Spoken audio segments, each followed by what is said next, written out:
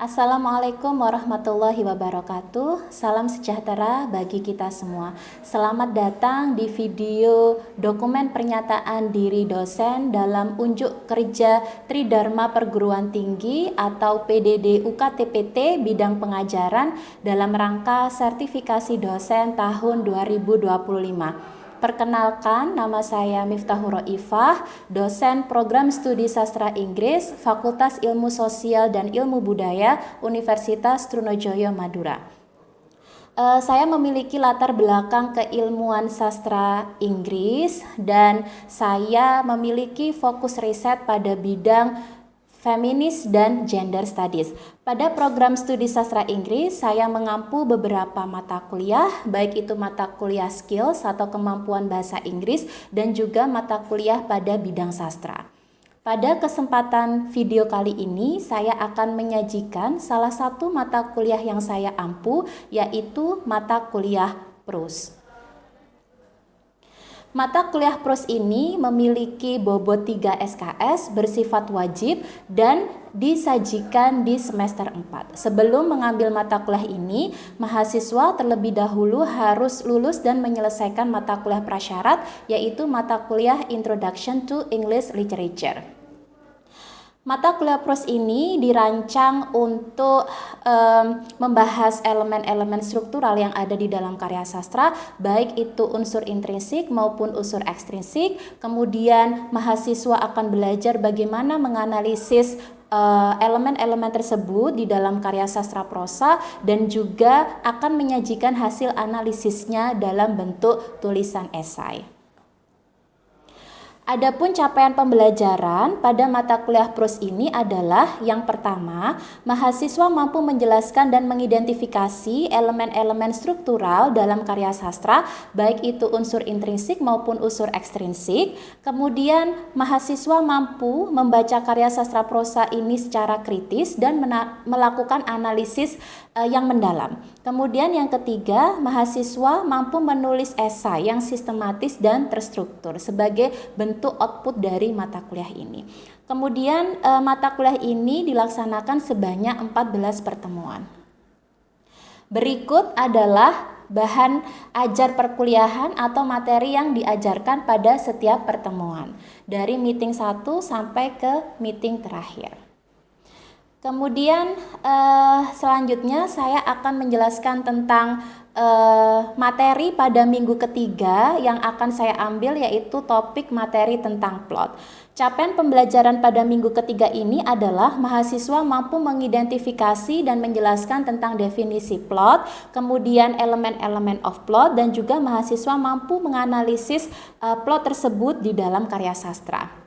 Dalam menyajikan materi tentang plot ini, saya menggunakan pendekatan DIA, yaitu Delivery, Interaction, dan Assessment.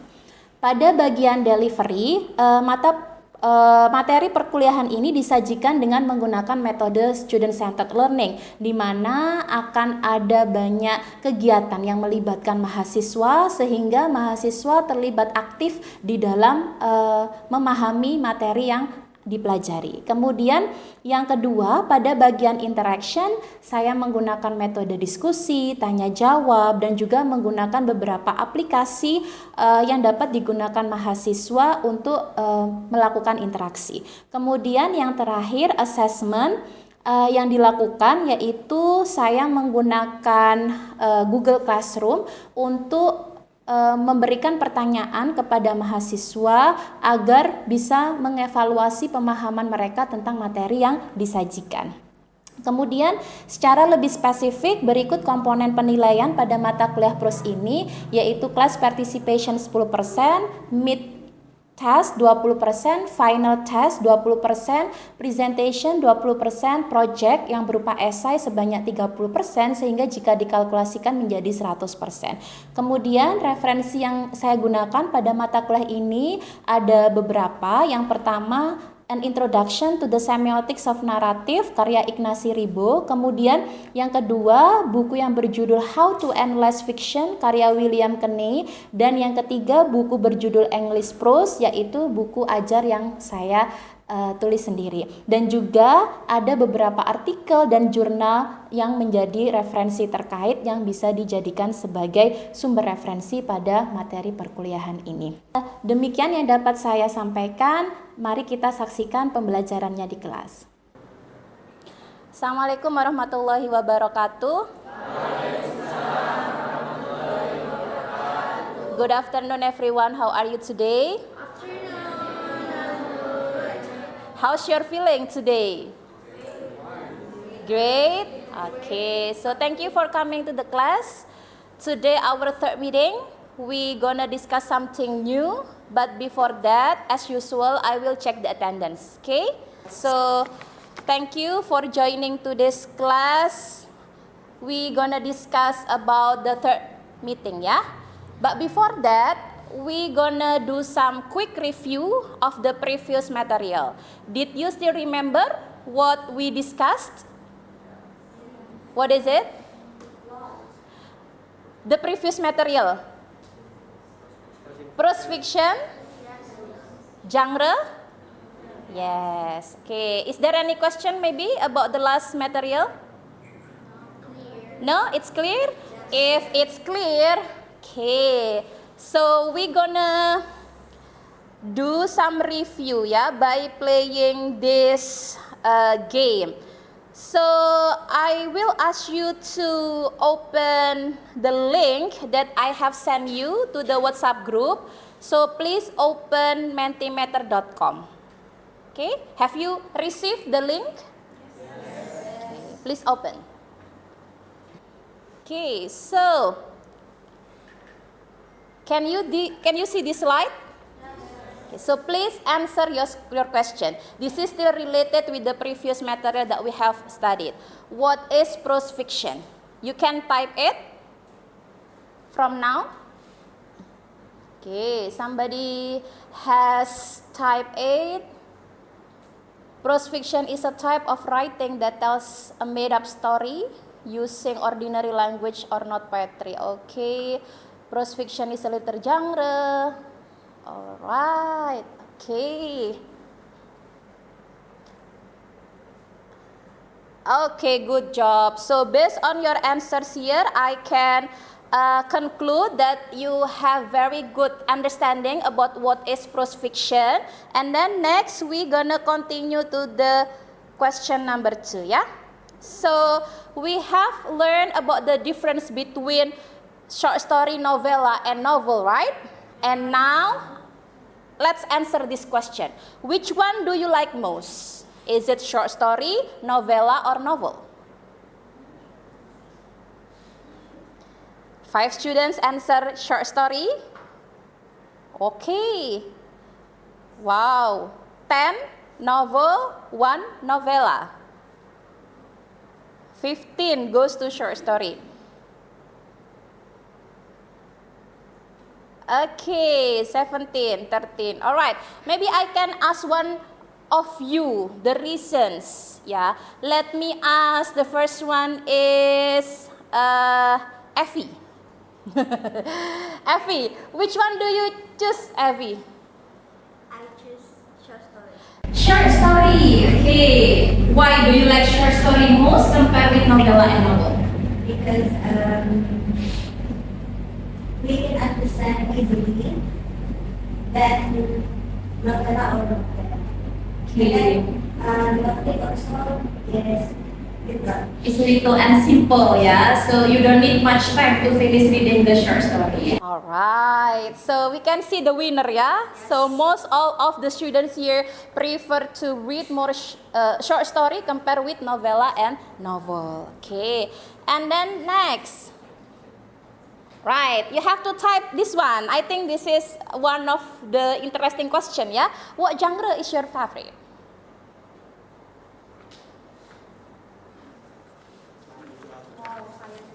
Science fiction. Mystery. Interesting. Psychological fiction. Okay, interesting. Okay, while waiting for the others answering the question, maybe we can dig out, yeah, the reasons why do you prefer to have that kind of genre. Okay, I would like to ask Shahilda. Yes. What genre did you write? Okay, so psychological fiction is your favorite genre. Why? Soalnya lebih tertarik aja ke ranah psikologi. Oh, you like psychological things. Can you give the example what kind of psychological things? Ada punyanya Dostoevsky itu biasanya membahas tentang psikologi. Okay, that's from Sahilda, ya. Psychological fiction. Okay, so we have do some quick review, ya, based on the previous material, and then we're gonna move to the next agenda of today's meeting. We are going to study about this one, ya. Okay, plot.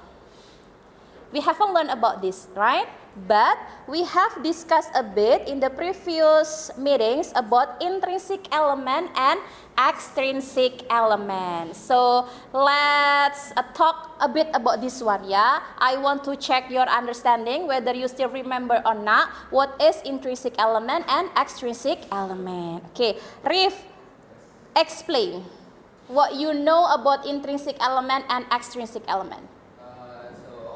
As far as I can remember, intrinsic element is part of the story that is part of the work that is taken from inside the story, like how the story is, like where the story takes place, what time the story takes place, and all of that, and the character.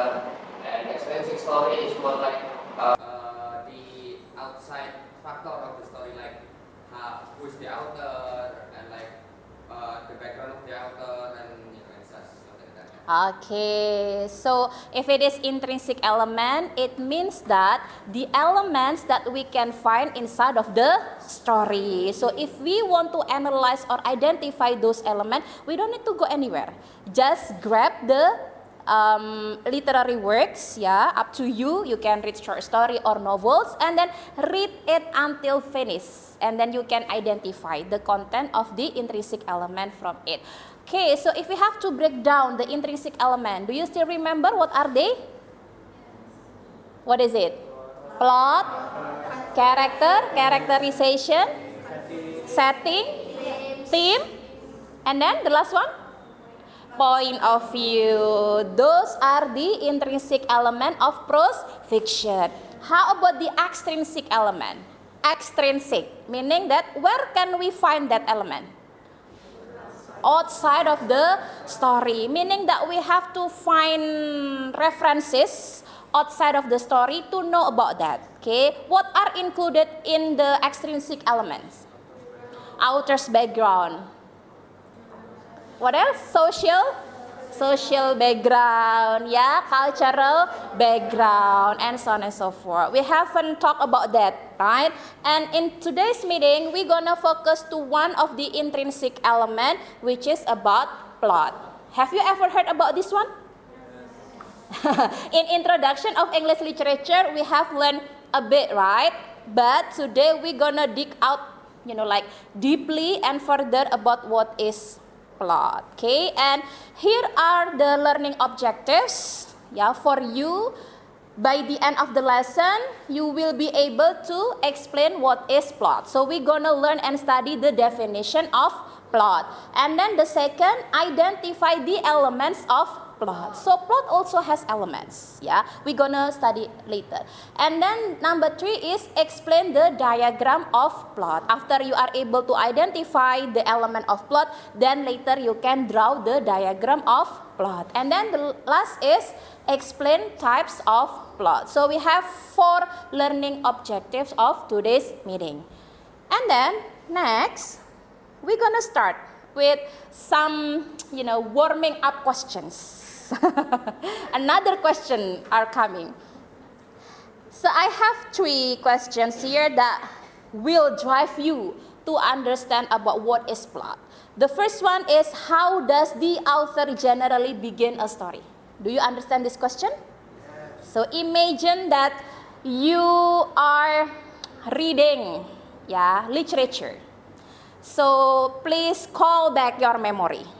Okay, I'm sure that you have many references of reading, right?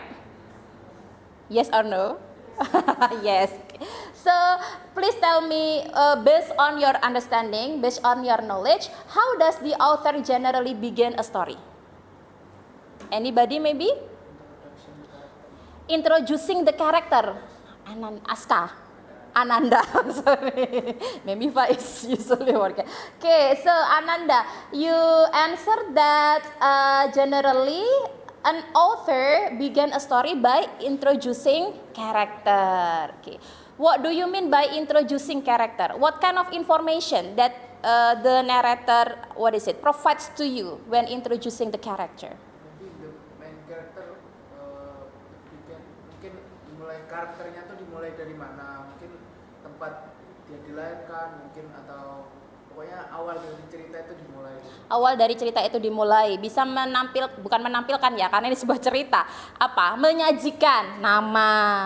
Apalagi biasanya informasi apa? Tempat ya, suatu tempat dimunculkan gitu. Terus apa lagi? Waktunya kapan dan sebagainya. Okay, so do you agree with Ananda that usually an author began a story by introducing the character? Okay, and then number 2, is there any part of the story that you like? Maybe you still have no idea how to answer this, but try to remember one of the story that probably you have read, and then in which part of that make you like it. In the beginning, in the middle of the story, or maybe you like to read the end. I mean the ending of the story impress you more rather than the beginning or the middle of story. You get what I mean? Okay, so who will answer it?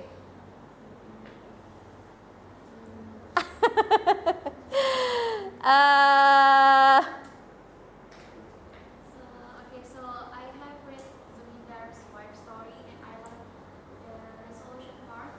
The resolution part. Okay, is it in the middle, at the beginning, or at the end? At the end. Okay, why do you like the end part of the story? Because in the climax, the author tells about Nur that ada ketegangan gitu antara karakter satu dengan karakter yang lain. Tapi di resolution ternyata di situ ternyata ketegangannya berakhir dengan yang lain. Jadi saya suka di Oke, jadi bagian ending itu selalu impress lebih gitu ya, karena di situ ada apa, kayak penyelesaian masalahnya gitu. Jadi ini yang membuat akhirnya kita mendapatkan apa biasanya di ending itu kita menyebutnya lesson ya, or message that is delivered by the author. Okay, thank you. And then number 3, do you think that all parts of the story have the same tension? You know what is tension? Yes. Okay, who's going to answer? No. Part of the story does not have the same tension because if you look at the beginning, like we said before, it's only introducing the character. Okay. The tension is usually low. Meanwhile, the progression of the story development might be meningkat sedikit demi sedikit. Increasing little by little. Okay, so according to Faik, not all parts of the story have the same tension. There are specific, particular parts that have more tension, maybe higher tension compared with the other part of the story. Okay, good job. Everybody can deliver your opinion very well. Okay, now it's time for me to begin explaining to you what is plot. Before we answer the previous question, you mentioned that you have heard about plot. Okay, so plot, how do you understand plot in your own words? You said you have ever heard. What is it? Jalan cerita. Okay, what else? Ceritanya bisa jalan gitu, Rif. Ya, dari awal ke akhir jalan, ada progression lah. Ada progressionnya. Gimana? Pusat ceritanya. Pusat cerita. Gimana maksudnya pusat cerita, Ananda? Maksudnya tuh semua Semua ceritanya tergantung dengan plotnya. Oke, jadi cerita itu selalu ada plot. Oke, nah definisinya apa? Pernah belajar nggak? Atau pernah dengar nggak? Belum. Definisinya itu sequence of event. Sequence of events. Oke, gimana maksudnya Tur? How do you explain that more? Kan introduction itu part of sequence of events, terus ada reenaction yang part of events. Okay. So you can read from the slides, yeah. There are several explanation about that. The plot is the way a story is organized. So, you know, a story is a collection of events. You know that? So maybe let's see, take one of the example. There are certain, you know, like life story of the character from he or she was born and then become an adult and then married maybe and then what is it? Having family and then at the end maybe death gitu. That's kind of thing we call as collection of events. Okay. So plot is the one that organize that kind of things. Okay, so that sequence will be arranged by plot. That's why we call plot as the sequence of events. And then in here there's also an explanation that plot reveals events to the readers. Plot makes the readers aware of events in the story, not only as series of events described chronologically, but also as an intricate pattern of cause and effect. So plot itself, you know, like presenting to us what happened first, what happened next, and then what happened after that. And usually it is presented chronologically. You know what is chronologically? Based on the time order. Okay. And then the last explanation here. There can never be a story without plot. Do you agree or no? Yes. It's quite impossible if there is a story without plot. Can you imagine what happened if a story without plot? It's gonna mess up the story, right? Which one come first? Which one come next? It's not clear. And then, you know, without plot, can you imagine that the story is going to be flat, right? Because we don't know about the sequence of events. So this is a general explanation about what is plot. And then next is elements of plot. Do you see this one? What is it? It's kind of diagram. We call it as the diagram of plot. This is the Freytag pyramid.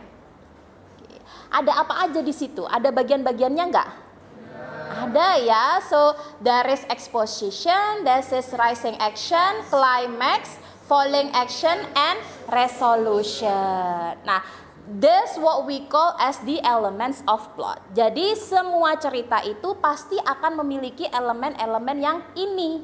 Nah, posisinya di mana? Nah, ini akan kita pelajari after this. Oke, one by one ya.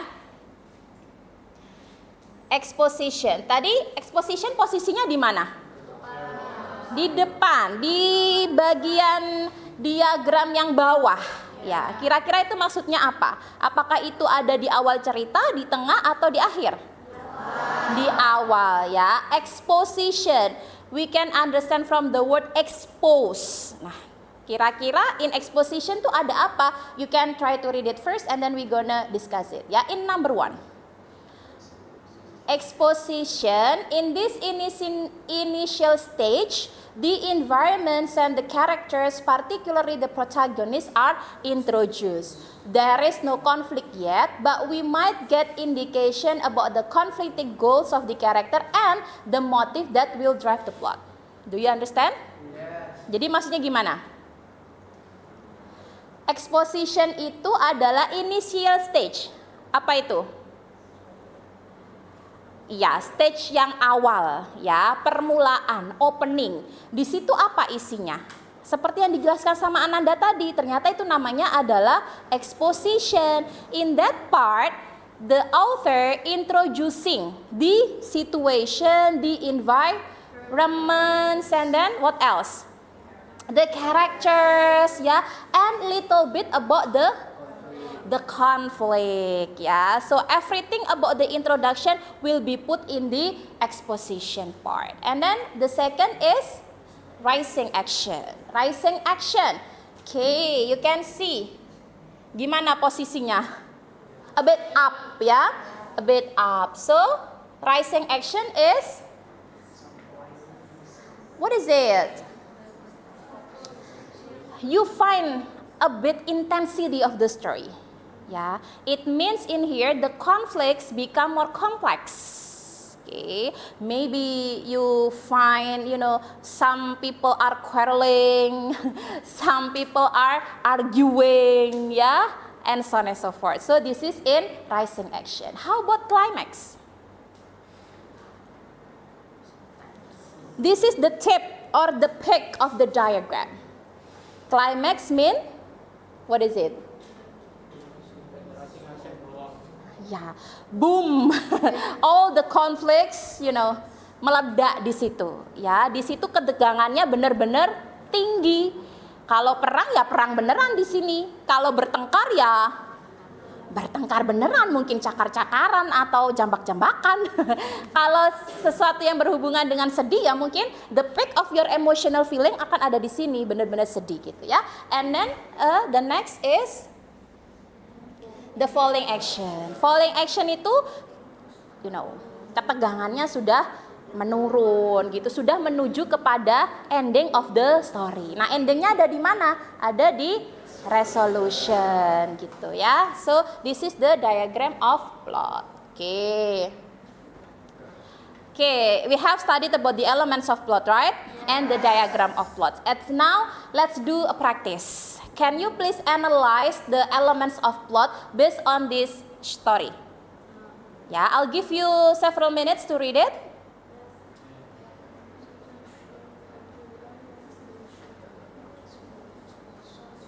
Okay, you can read that there are some names, introducing as the characters. For example, Alex and then Sam. Okay, so this is the answers, If we read that story earlier, so the examples on how we analyze the plot is like this one. The exposition is Alex and Sam, best friend. So the author introducing that the names of character are Alex and Sam. How about the situation? What are they doing? They are arguing, who should join the talent show. And then the rising action, the Sam sisters, Maya, ignoring each other and decide to bring them together. The climax, Alex and Sam realize their friendship is more important than competing. They apologize and so on and so forth, And then falling action, they practice as a team and perform at talent show. The last one, resolution, their performance is a success. They win a trophy and they share the moment. So from that explanation, you can feel the difference of the tension, right? From each element to the other element. So this is the example on how we understand plot and analyze the plot. Okay, so we have done talk about this one. So to check your understanding about plot, can you please access this link? I give you several questions in the Google form to check your understanding about the materials that we have studied just now. Okay?